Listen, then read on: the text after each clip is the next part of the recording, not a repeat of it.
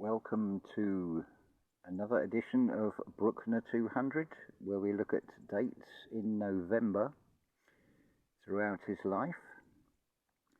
And it is quite a busy month of alternating completions and first performances of various works.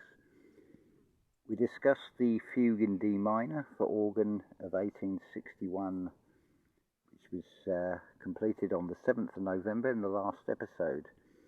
So on the 9th of November was the first performance of the Christus Factus Est, one of Bruckner's most well-known motets in 1884.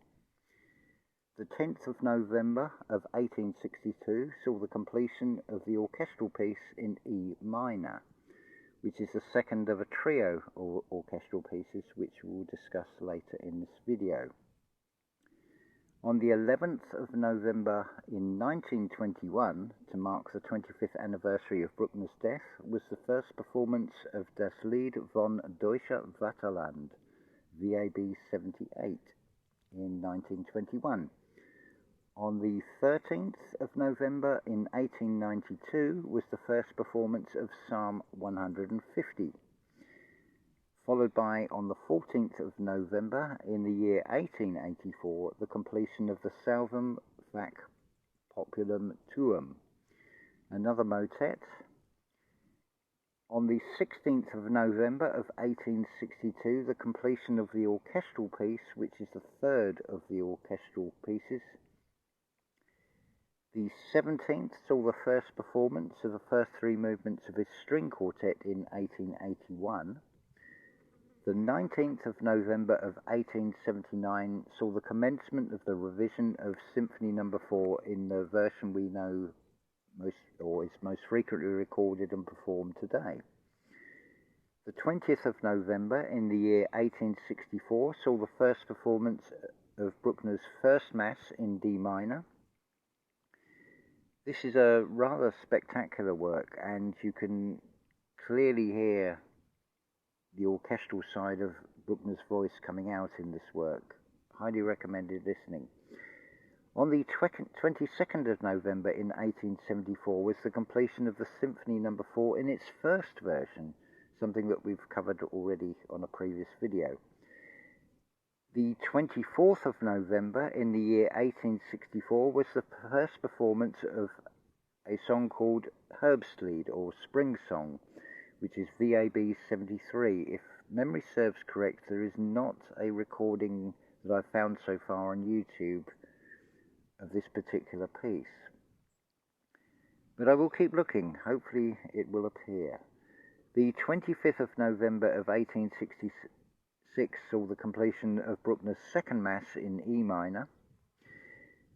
This is scored for wind instruments rather than a full orchestra. That makes an interesting contrast with his first Mass in D minor. Then also on this same date, the 25th of November, but in the year 1894, was the first performance of Symphony No. 2 in its 1892 revision. Three more works for this month. On the 27th of November in the year 1878, the completion of Zur Vermählungsfeier, a vocal work which is WAB 54, excuse my pronunciation. The 28th of November in 1971 was the first performance of Bruckner's Psalm 146. That is probably the last of his works to ever receive a first performance, as far as I know, but there may be one or two other works. But certainly that's an incredible span from Bruckner's death till 1971. So we're looking at 75 years after he died, this first performance of this Symphony 146.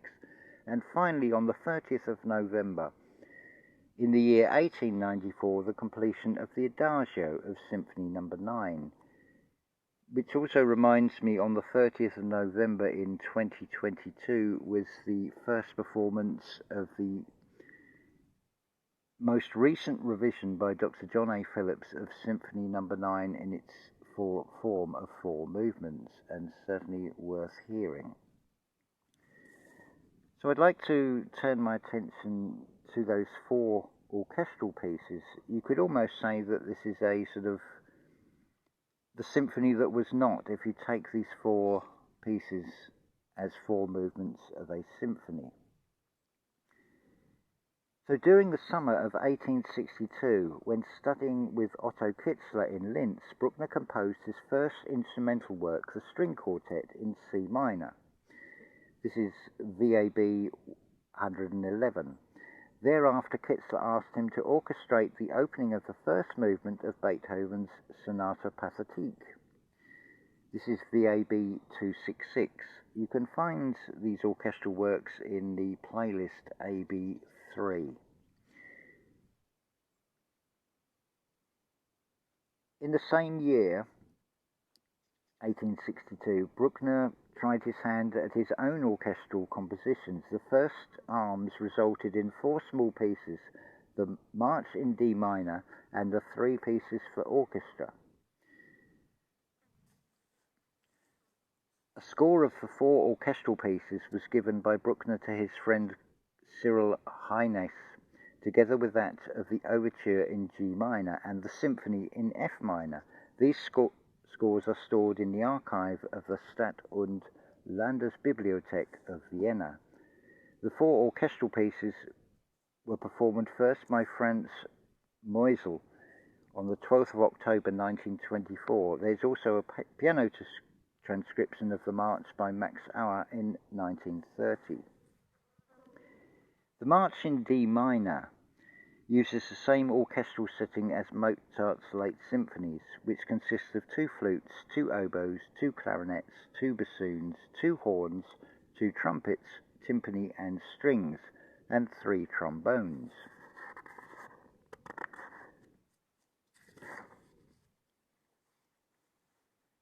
The 3 pieces for orchestra, WAB 97, are charming melodies, melodious little movements scored for similar orchestral setting with only 1 trombone. The main interest of these 4 orchestral pieces lies in the fact that these compositions Bruckner for the first time touched upon that field which was to make his life's work, orchestral music. The march and the central section of the final piece have some slight indications of the Bruckner to come. The march contains already a passage which recurs much later in the 8th Symphony. Excuse me. You can hear in places in these early orchestral works very much, there's hints of Schubert, there's hints of Beethoven, there's hints of Wagner harmonies. The march in certain points, if I didn't know different, I would probably say, is that composed by Brahms, which to some might sound like sacrilege, but you can hear in those early orchestral pieces how Bruckner is finding his own individual voice, modelled on the Beethoven blueprint of the structure of the symphony, but also taking elements that are very reminiscent of Schubert and also Mozart and Haydn. You can find on this channel playlists for these other composers. Broadly speaking, this channel is looking at the history of the Germanic symphony from its earliest conception through Carl Philipp Emanuel Bach and Joseph Haydn, right up to the time of Bruckner's death. So there will be other composers' works being added, so do please check out the playlists for those. The 3 orchestral pieces, personally, I've rarely listened to, so it was a refreshing change. 2 days before making this actual video, I did have a listen again, and there are some interesting little passages. Like I say, they remind me of Schubert, they remind me of Brahms, they remind me of Beethoven, they remind me of very much of Wagner's early orchestral works, his little known Symphony in C major, for example, and some of his overtures. There is a similarity in sound to those. So this is a time through these orchestral works where Bruckner is really finding his own voice, and something worth exploring just out of curiosity, if nothing else, and then to compare with his more mature works and how he's developed. Certainly to me, the March and the later overture in G minor, WAB 98, stand out, showing signs of that later Bruckner to come. So I hope you have enjoyed this video. I would seem to have run out of paintings by Canadian artist Sophie Gervais, so I thought we'll give you a little view of carnations, and maybe you've heard the sound of nature, the bird song in the background on this beautiful, almost summer-like day in the Algarve. So thank you for listening, and please refer to the playlist, and above all, happy listening.